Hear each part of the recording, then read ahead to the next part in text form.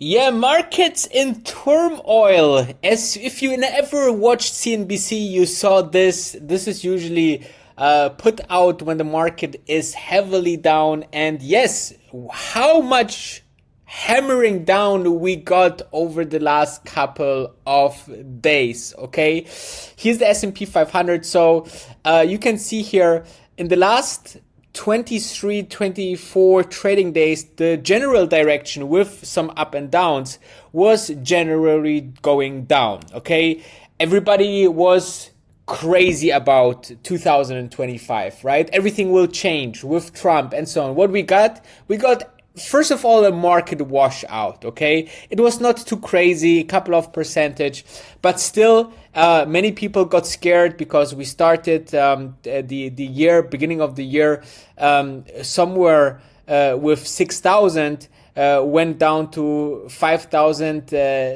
5,870, went further down to 5,827, and many calling it the bottom. Okay, so this is the crazy part. This will be the bottom, or this will just be a dead cat bounce? Okay, we have earnings season around the way, and I will show you what we will look into the next couple of days. So let's dive first in the recovery. Okay, so we have the QQQs, or the Nasdaq is up, right? S&P 500 is up. Nvidia, even though you have to watch the news about the overall situation with the chips sanctions, right? US want to stop ships or shipments to Asia, to China.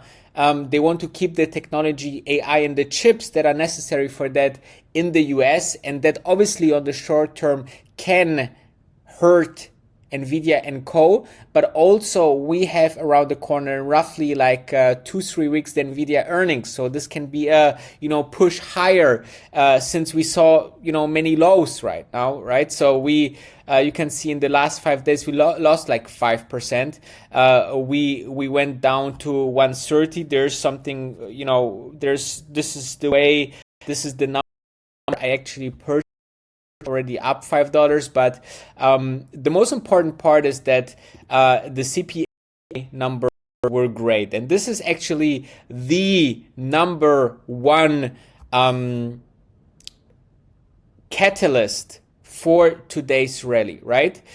So is it the end of the overall market turmoil? Well, I personally also look for the following. Okay, so we look for the Supreme Court decision on TikTok. That could be a push for Meta or a negative for Meta. Looking for and I wrote this a little bit earlier today, 5 hours ago. So the break of 422 level. This happened on Tesla. The Trump inauguration. Monday, the markets are closed, by the way. Then we have tomorrow's pre-market, the retail sales, also important macro data. And here we are having a lot of earnings. By the way, in our group, if you're interested, check out the link into the description. We had 3 out of 3 trades following our strategy today.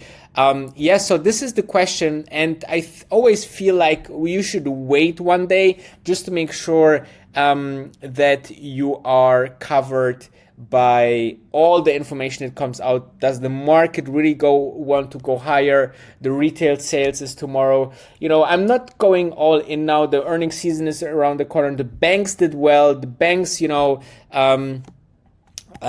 us earnings. Let's have a look. Goldman and Sachs earnings crazy good. Okay.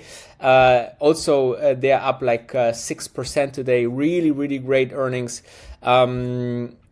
So that's essentially what's on the play. Let's have a look if we find the earnings for next week. Do we see something? I think next week is only Netflix, which is important. And then the week after will be a very interesting. Here's something. Here you can see 29th of 29th of January, you have Tesla, Meta, Microsoft. So this will be a big day. Here you have some Boeing, SAP, right? Next week you have Netflix. What will be also important for the economy, P&G, Johnson & Johnson, more on the economic side, American Express. And then you have the week after the big ones also with Apple. Some of the big ones are not yet here on the list, like, for example, Amazon, right? So usually Amazon reports somewhere around with Apple. So not all the earnings date are specifically out yet. So you need to watch out for that. So yeah, all in all, great day on the markets. And let's see if that will continue. By the way, what Apple is doing. Let's see, Apple is also quite strong today. I think also they could gain some towards the Trump inauguration. So yeah, with that said, I hope you had a fantastic trading day, and see you tomorrow.